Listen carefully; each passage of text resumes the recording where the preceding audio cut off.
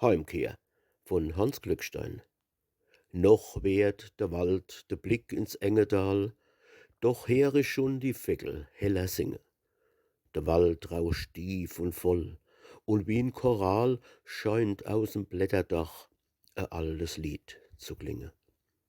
Lied voll Frühlingslust und Fröhlichkeit, Lied aus sorgeloser Jugendzeit.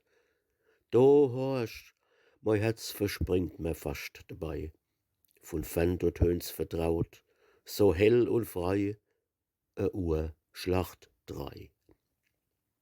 O Heimatglock, dein Ruf zuerst mich grüßt, wo mir so oft vor lange Jahre geschlagen, dein liebe Ton die Heimkehr noch versüßt.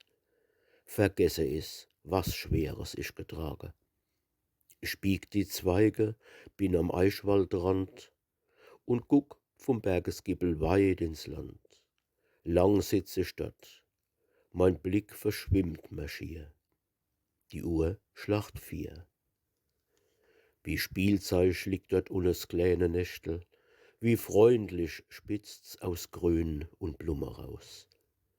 Obwohl am Kästebaum noch schaukelt s Stammertskästel, ob noch Geranien schmücken's leere Haus, ob noch die Äppelbäm im Pfarrhof stehe, ob noch die Bube Traubenstränze gehe.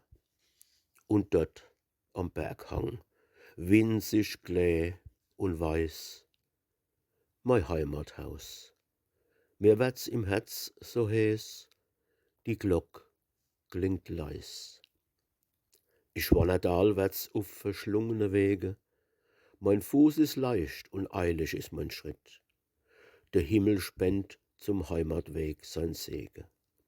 Die goldene Sonnenstrahlen gehen mit. Ich steh am Haus, der Brunnen plätschert traut, die Hinkel gackern und ein Hahn kräht laut. Die Dier geht auf. In hellster Maiesonn, da schlacht die Uhr, wofern begrüßt mich schon frohe Stund.